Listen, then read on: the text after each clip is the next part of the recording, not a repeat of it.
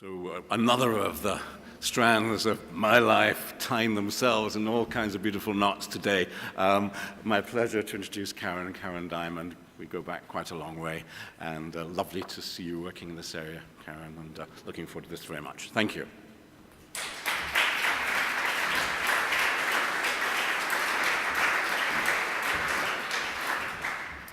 Thank you, Nigel. It's so funny to come somewhere where one of your former tutors from many years back is present. I'll not say how many years. It's lovely to meet you all and to have an opportunity to let you hear some of the voices of some of the children we've been working with in Northern Ireland. Despite 15 years having elapsed since the Good Friday Agreement, or peace agreement as it were, having elapsed, it was really surprising to us that children aged 4 to 11 years of age would be presenting with quite significant difficulties associated with the areas that they lived in Northern Ireland. But then when you think about it, their parents are the combatants, the ex-servicemen and women, people who are victims or survivors of the Troubles. They are still living side by side in the community in Northern Ireland, and so adjusting to a peacetime or a post-conflict society is very difficult.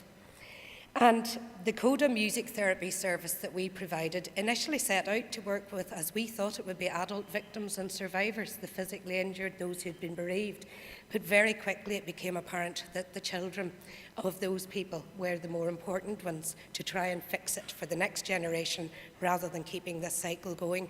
So the CODA service, CODA being the musical term about tying all the musical ends up before you move on, it's felt like a very logical title for us in that it's trying to help them achieve catharsis and deal with unresolved issues before moving on. The service is provided primarily in primary schools to 4 to 11-year-olds who live in interface areas in Belfast and in the northwest, Derry, Londonderry.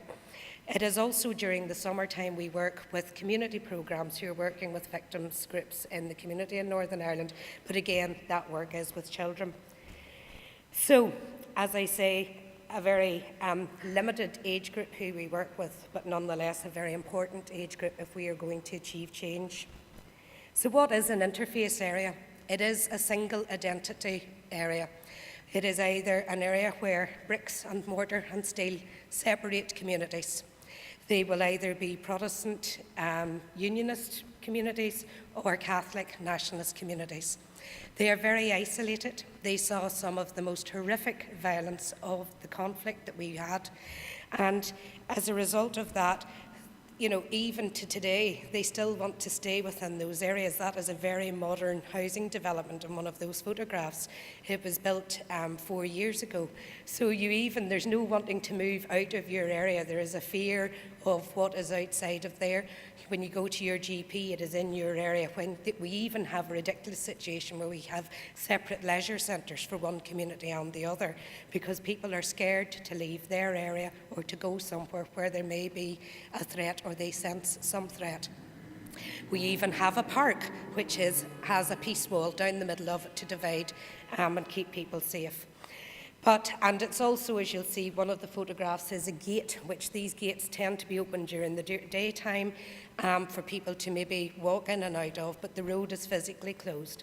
And these gates will be closed at any time whenever there's any sectarian tension or in the area. So again, sometimes to get out of these areas, you have to drive miles around to actually get what you should have been able just to drive down a road. And interface areas, by this, have created a difficulty as well. As you know, quite recently, even in December 2012, you see how in Northern Ireland things can still flare up and create an awful lot of community tension. And when we were working with the schools at that stage, the children were saying, "Oh, it's really scary out there. It's really easy to talk about what's happening." Because for those children, their parents, their grandparents were actually out rioting and protesting again. And those children then are getting up the next day and coming to school. So it is still there. It doesn't take much, unfortunately, to set things off still.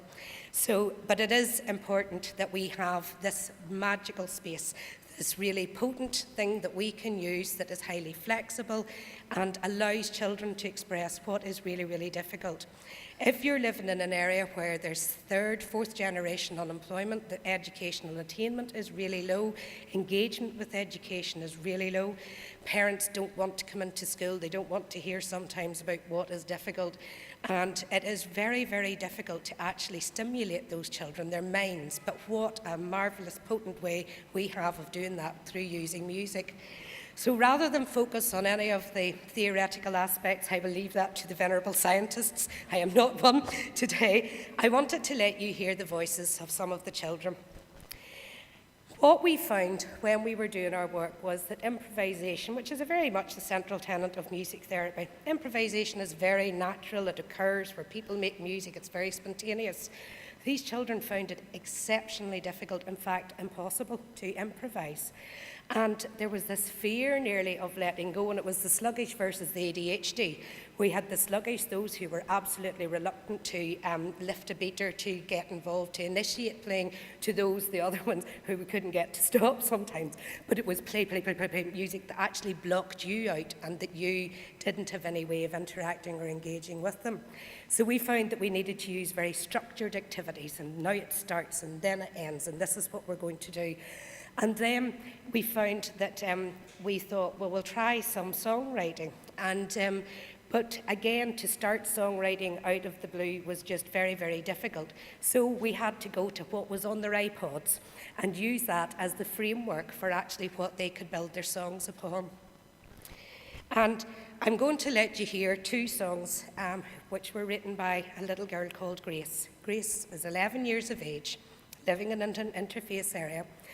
And Grace had been moved around various family members and in foster care for a period of time. Her father had attempted to kill her mother. Her father had been involved with the paramilitaries and was finding life of not being a top dog in his community very, very difficult to adjust to. So Daddy resorted to domestic violence, and Mum, unfortunately, was the person who took effect of that. Grace's dad had also tried to come into their house and abduct one of the sisters during the night. And poor Grace and the rest of the family were in absolutely emotional meltdown, really. Grace didn't come to school most of the time. School were finding it hard to understand why, because things they thought had settled. Mum had come home from hospital after her dad's attack, and things they thought had settled down but couldn't understand why. They referred Grace to music therapy, and the therapist very bravely built up the relationship with Grace, talking to her about, would you like to come and try this out? And Grace then started to come to school on Mondays, but only on Mondays, the day music therapy occurred. In sessions, she said, can you sing in here? And the therapist said, yeah, you can, would you like to? No, it's all right. And, but gradually, over a period of time, Grace said one day, can I write a song? Yes, absolutely, you can write a song. So this is Grace's first song, I Saw. Actually, the therapist said physically, Grace appeared as if she wanted to go to sleep after having composed that song and sung that song. And I think, again, that's the getting it out there and the whole expression and the whole physical relaxation that that creates as well.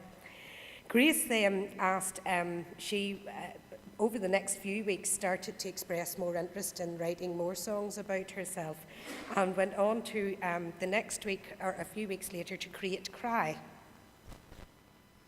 And I think you can even hear the difference in Grace's voice from the first session to that session. It's only a few weeks, but actually the fact that for once in my life she can tell the story and get it out there. The reason she didn't want to come to school was she thought if she stayed at home, Daddy couldn't come in and take Mum or take any of her sisters, and that her role was actually to stay there and to raise the alarm, as it were.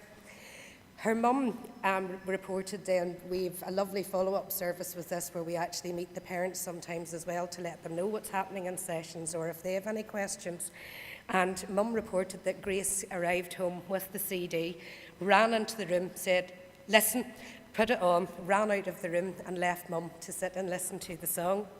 And Mum had sat in tears and was really, really understandably very upset. But actually what this happened was the trigger for mum understanding just how the child was feeling, but also starting to look outside for some help for herself as well, and to look at the whole family and getting some family therapy, because that was so important to build this family again. So thanks to Grace, because she is an amazingly brave little girl.